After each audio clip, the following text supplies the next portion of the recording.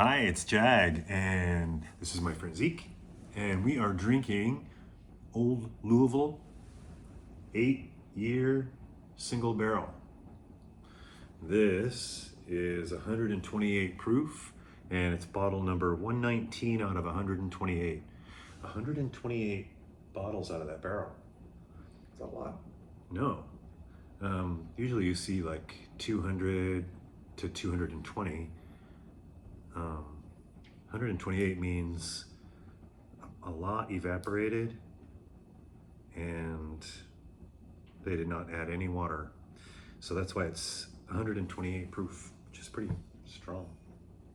This is distilled in Louisville and Indiana and bottled in Old Louisville Whiskey Company in Louisville, Kentucky.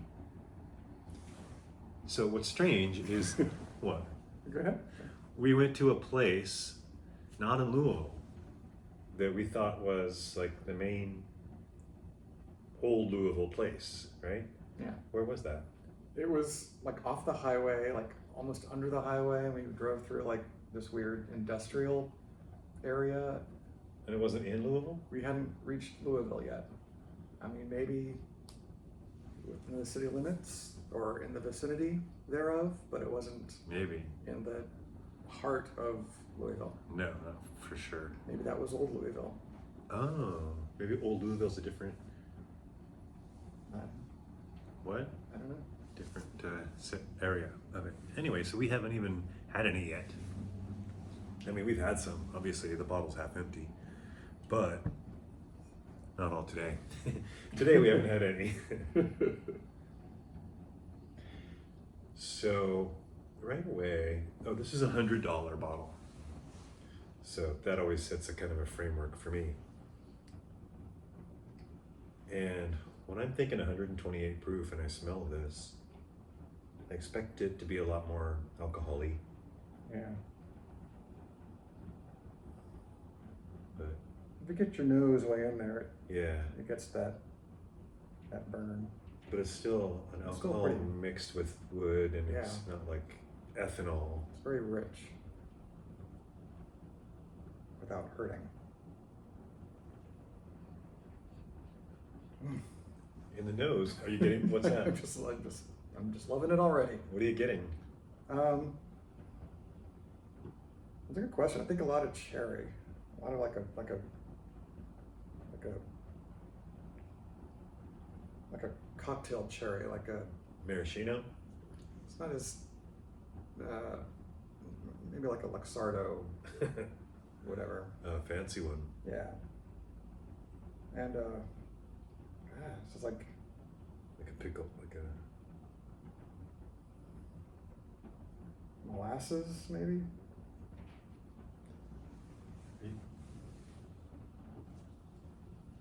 I'm not getting any of that. What are you getting? Well, nothing. Nothing. Well, I get like random things, like twice I've gotten what I thought was an empty cigar box. Like a cardboard box that used to have cigars in it. I just got raisin. You're getting all the fruity stuff. No comment. Yeah, like what's that horrible ice cream flavor? Rum raisin.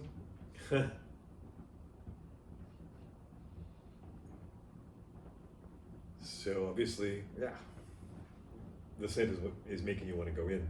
totally.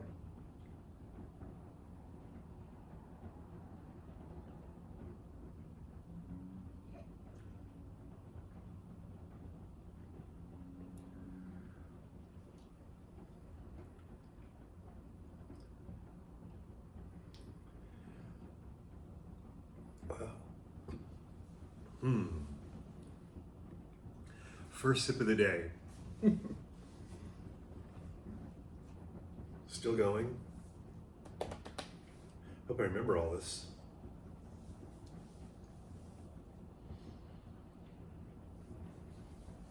It's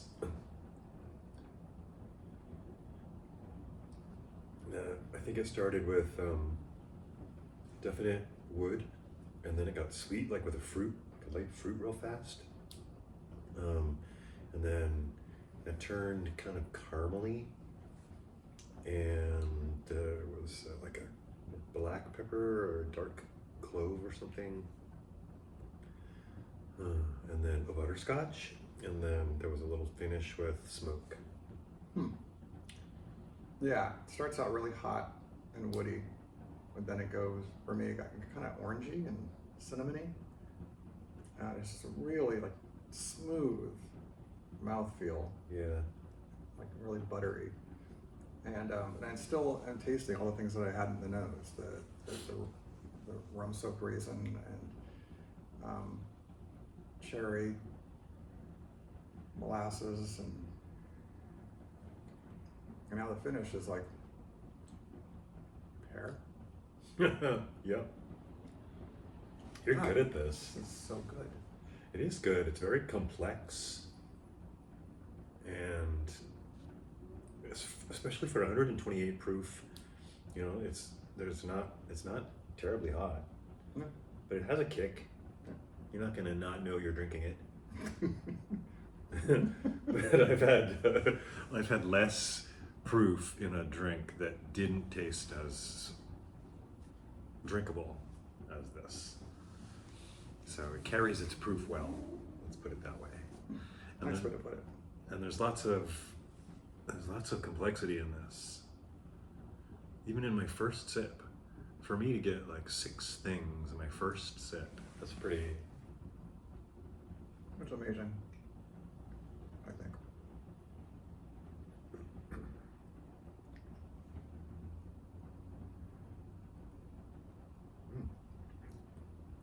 Yeah, pepper. Cherries.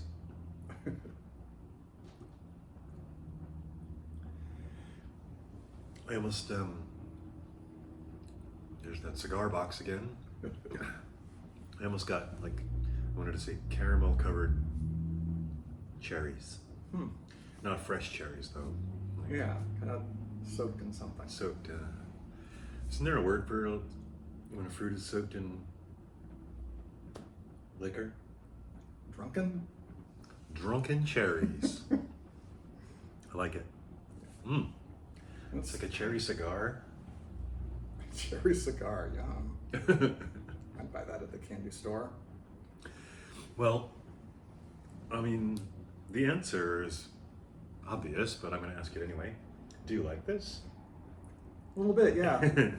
And then the follow-up question is, would you pay $100 for this? I would say this is one of the best Scotch bourbons I've ever had. He converted me from Scotch, so I always say Scotch, and then I correct myself and say bourbon. You were drinking Scotch for how long? Oh God, 20 years? 20 years. And he got to the point where he was always buying the same bottle over and over again. And I was like, hey, you want to try something, a 12-year, or instead of 10, or like get something with added port finish or something? And I had just started to, but then I had some Old Forester, and I just was converted. It was just magical. So Now I won't even drink Scotch anymore. yeah, it tastes weird. So this, to your point, this is the best, or one of the best bottles of bourbon you've tasted. And you've had Stag, and you've had Old Forester. Those are probably all up there with this, right? Oh yeah, definitely. So how big is this distillery, It's tiny. and how long have they been around? I don't know how long they've been around.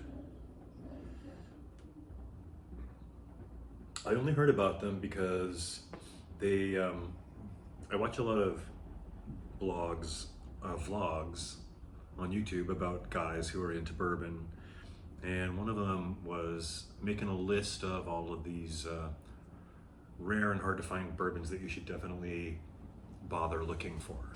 And one of them was, it was Old Louisville, but it was, he called it the Kentucky series that they put out, where they did a thing where there was a K on one label and then an E on the next label and a N on the next label. So if you wanted to spell out Kentucky, you'd have to buy like 8 bottles of this bourbon.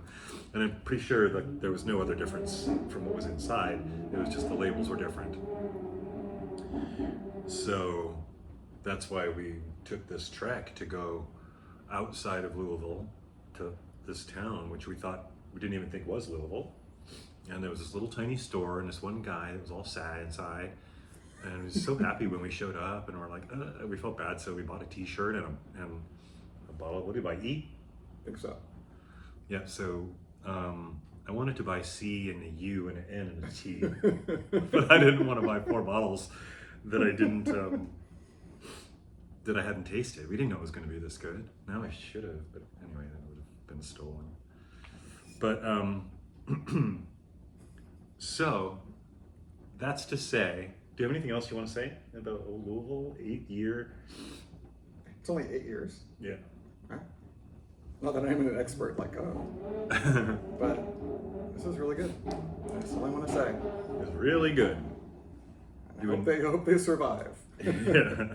Go buy a T-shirt from that poor sad guy outside of Louisville.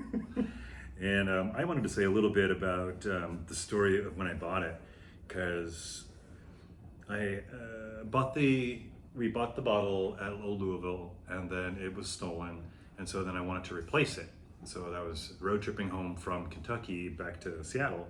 One of the places that I stopped, I believe this was kind of attached to a gas station. It was like a gas station / liquor store that I found in California, and they had a lot of good bourbons on the shelf, and they had like 3 or 4 different Old Louisvilles, and with a range in prices from 100 to like 250, and the 8-year was 100, and then like the 10-year was 250. And because of things like that, I think it feeds the myth that just because something is older or aged longer that it's going to be better. Especially when you start getting into really high years. I think bourbon has a sweet spot, and it's right around the early teens, like 10, 11, 12 years, 13 years. And then after that, then it's just kind of the law of diminishing returns. Like, just to open it already, it's not getting that much better. But still people are like, oh, it's 23 years. And so they just automatically think it's going to be that much better, and it's not necessarily. So I decided to go with the 8-year over the 10-year to save $150. And I wonder what the 10-year would have been like. Maybe it would have sucked. I don't know. That's kind of a thing too with single barrel, is we're never going to get this bottle again. Even if we go out and find Old Louisville, unless we find barrel number GS36R.